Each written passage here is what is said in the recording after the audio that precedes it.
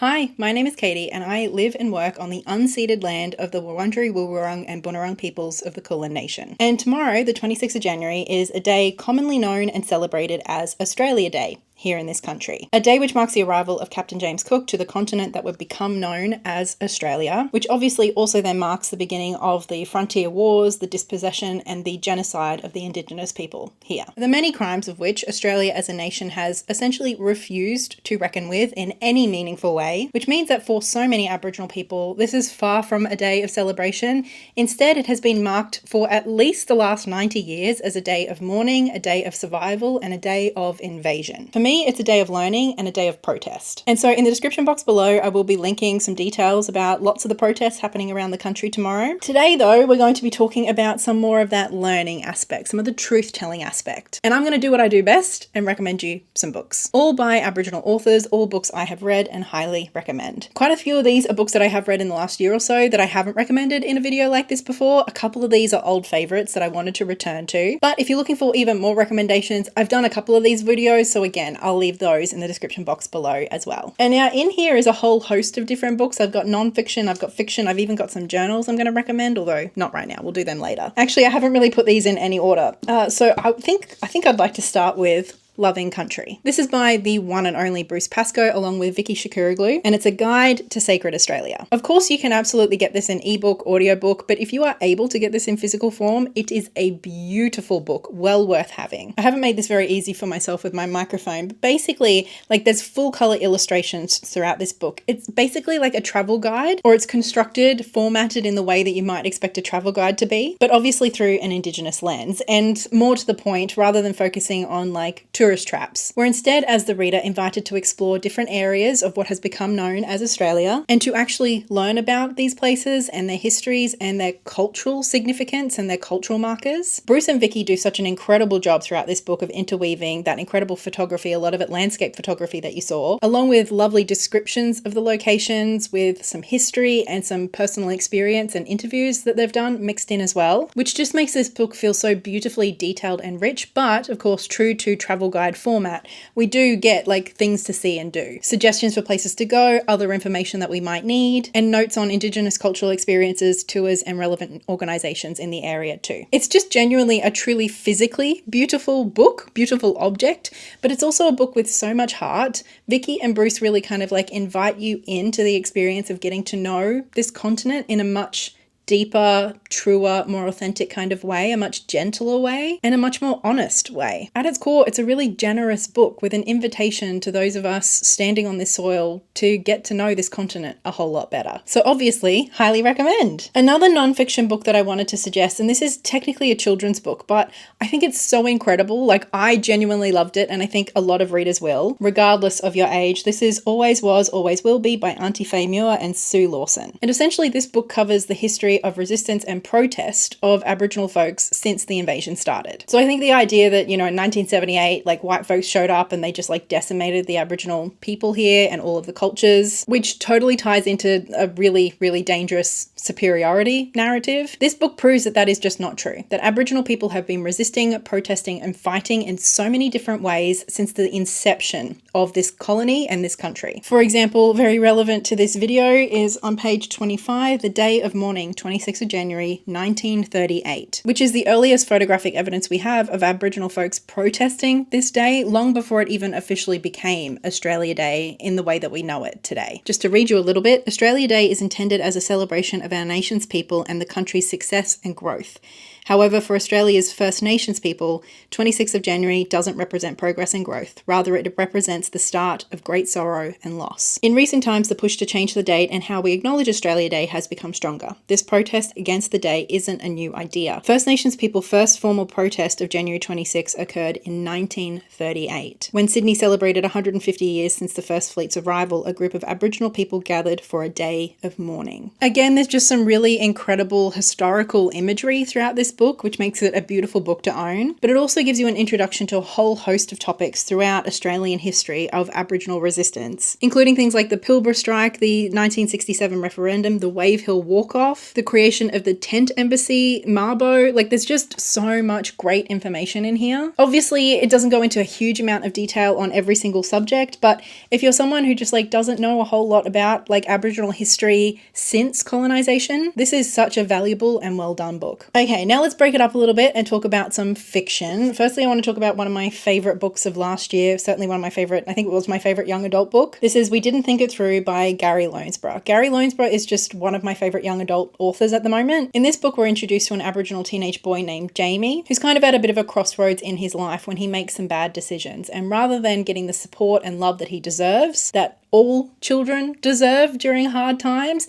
he instead gets criminalized and thrown into the juvenile detention system, which is just like a huge problem here in Australia. Aboriginal people, percentage-wise, are the most incarcerated population on the planet. And Aboriginal children in particular are just criminalized at like really terrifying rates, thrown into a very racist, harmful, and oftentimes adult justice system that more often than not ends up perpetuating a whole host of harms, including stolen generation trauma. This book deals with all of that, so it is hard to read at times, but Gary Loansborough is just such a wonderful, generous author that like his characters are just like the heart and soul of his books. And through this book, we not only get like a really moving, tender exploration of Jamie and what he's going through this whole process, we also get a sense, like a really strong sense for how incredible some of his relationships are and how important they are to him. Yes, it's confronting at times, but intentionally so, because Gary Loansborough is tackling very real subjects, but the way that he manages to balance that with love and tenderness is just masterful. Like, he's such a talented author, and this is an incredible book. Then for something a little bit more fun, this is a middle grade book called Wartu, the Wombat Who Fell in Love with the Sky. Upon its release, this book was kind of billed by the publisher as an Indigenous Winnie the Pooh or Blinky Bill, and I think that basically communicates the vibe pretty well. Basically, we're introduced to Wartu, who's this grumpy old hairy-nosed wombat who doesn't really like anybody, but he's in love with the sky, and so he spends his days and nights digging a massive burrow as big as he can to make room for her. So when he asks the sky to marry him, like, she has somewhere to move in.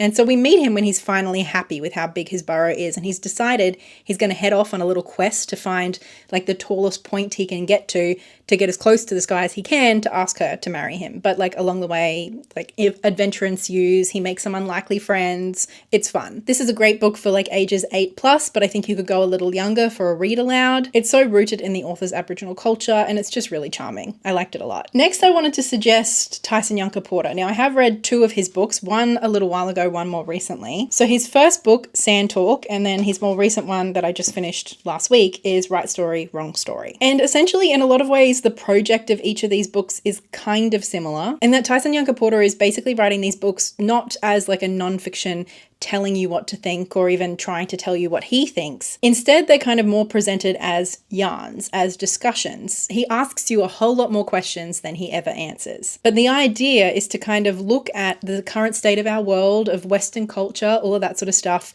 through an Indigenous lens. I do think you should probably start with Sand Talk. This one does have a little bit more structure to it. They both read a little unconventionally, but I think this one is just a little bit more digestible, a little bit easier to get into. In both books, he talks about discussions he's had with multiple other people to bring in different perspectives and ideas, which kind of helps to add to that feeling of this just being a conversation. Anyway, I think Tyson Yunka Porter kind of straddles that line between almost, they're not self-help, but they kind of like lean in that direction. Like a little bit of philosophy, a little bit of pop psychology and pop science, but the glue that kind of holds it all together is his Indigenous lens. So if you're not so much looking for more like a history recount, I think Tyson Yunka Porter could certainly be an author for you, especially if you're open to taking your time with these books and kind of really allowing them to challenge you and let those questions that he offers just kind of sit with you. If you're up for an experience like that, these books will stay with you for a long time. Okay, now before we go into some of my old favorites that I wanted to remind you of, I also just wanted to talk a little bit about like literary journals, and in particular I wanted to recommend Overland. I love Overland. I used to read it years ago. I kind of got back into it last year, and I love their current format. I know it's not kind of like as fancy and pretty as more their magazine format, but these are just like so comfortable and easy to read. Anyway, Overland is a great journal. They include fiction, short stories, poetry, but also some really, really incredible essays. Both of the editors are published poets themselves, and I know that one of them, Evelyn, is an Aboriginal woman. I think I recommended her poetry collection in last year's video. And obviously these skew left-leaning, so a lot of the time the essays in particular spend a lot of time critiquing colonialism, capitalism, racism, white supremacy, sexism, like a whole host of stuff, right? Within the Australian context. And in particular, I just finished volume 254 last week. And I loved, I think, pretty much every entry in here, but one in particular I wanted to mention today is called A State of Waste, Mile Creek, the Sydney Morning Herald, and the Foundations of Australian Capitalism by Jeff Sparrow. This is an essay that kind of brings a whole host of different things together. Firstly, in some ways, he kind of compares and contrasts the experience of British commoners back in the day around the time of the Industrial Revolution and the justifications that we used for enclosure and essentially kicking people off the land that they relied on. A lot of those justifications came back to the fact that when people are emplaced and they can rely on the land, it's really hard to force them to work in a productive capitalist kind of way. And so Jeff talks about that whole experience of almost like this colonization from within that happened and how a lot of those same tactics and how there's a lot of similarities between what Britain would go on to do in places like Australia to the Indigenous populations. He also talks about the 1838 massacre of the Wirrawai people and the way that the Sydney Morning Herald, one of our major newspapers, reported it at the time. And he kind of ties all of this together to talk about the way that the idea of terra nullius, which is no man's land, the kind of false pretext for colonization in Australia, how that term kind of came to be used, because it wasn't necessarily a term that the British were using at the time of colonization in 1788. Instead, it was something that was kind of retroactively applied in the 1800s to justify dispossession and to delegitimize any Aboriginal resistance. So a really interesting, compelling essay about like a very specific element of Australian history that I didn't really know the details of. And so if you can find that essay online, I highly recommend you read it. Otherwise, maybe think about subscribing to Overland. It's a really wonderful journal. I get so much out of it every quarter. And I think if you can and you're interested, you should support it because it's amazing. But also because they've been staunchly pro-Palestine for a long time, they've also had a bit of a hard time with that whole angle as well, particularly with personal attacks on the editors and an attempt to basically get them fired, which has not worked, thankfully. But obviously, I think if we can support Overland, it's a great thing to do. And I'm really looking forward to getting stuck into my next volume. Okay, now just quickly, I did want to run through some of my old favorites. These are books that I have mentioned before, but I think they're worth mentioning again. The first one is Living on Stolen Land by Amberlynn Quay-Mulliner. This kind of looks like a poetry collection, but it's described as a prose-style manifesto, and I think that is a much more apt description. This is one of those collections that I have dived in and out of so many times since first reading it through that I have probably read it upwards of 20 times. I think my favorite entry and the one that I often reference is the one on time and how Amberlynn Quay-Mulliner explores the difference between Western thinking of linear time and the Indigenous concept of time. It's a rally cry for decolonization and it's just really beautifully done. Amberlynn Quay-Mulliner is a beautiful writer. Then we've got The White Girl by the infamous, the one and only Tony Birch. This is a fiction story. It's an adult novel. I read it a few years ago, but from memory it's set in like the 1960s, maybe the 1970s. And basically it's just a really intimate, tender, but honest look at stolen generations. And also a look at some of the elements of apartheid that Australia was implementing at this time. Tony Birch is one of our great writers. If you haven't read him yet, you need to. Then two of my favorite Australian memoirs I have to tell you about, Maybe Tomorrow by Burri Monty-Pryor. This has been one of my favorite books since I read it almost 10 years ago. This is one of the most accessible memoirs I've ever read.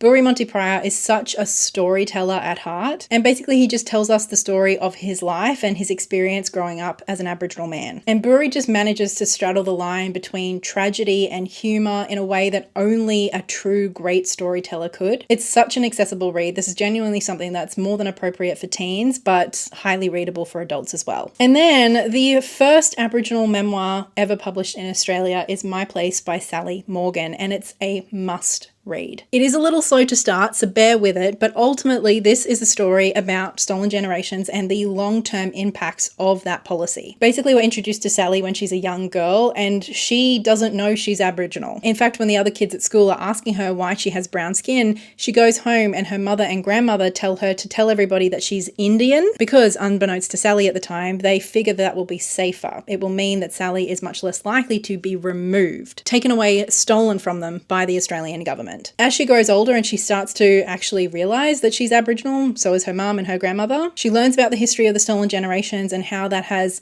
disconnected her family from their roots, she decides that come hell or high water, she is going to reconnect those roots. And she basically goes on a big journey to find their relatives and to learn more about their Aboriginal culture. A process which both her mother and her grandmother find hugely terrifying and confronting at first, but ultimately healing. So beautiful, so powerful, again, a must read. So there we have it. Those are my top recommendations for you if you're looking to read more from Aboriginal authors. Obviously, with Invasion Day coming up tomorrow, it's especially pertinent that we're listening to and engaging with Indigenous voices, but I hope it goes without saying that this is something we should be doing year round. So if you'd like to share some of your own recommendations for books by Aboriginal authors in the comments below, I would love to create a bit of a community list down below. So please feel free to recommend any great Aboriginal books that you've read. Again, I'll be sharing some links in the description box below, so be sure to check those out. A big thank you as always goes to my lovely patrons over on Patreon, and especially big thank you to Livia and Lynette Brown. And thank you for being here. I will chat with you in the comments, and I'll see you in the next video. Until then, always was,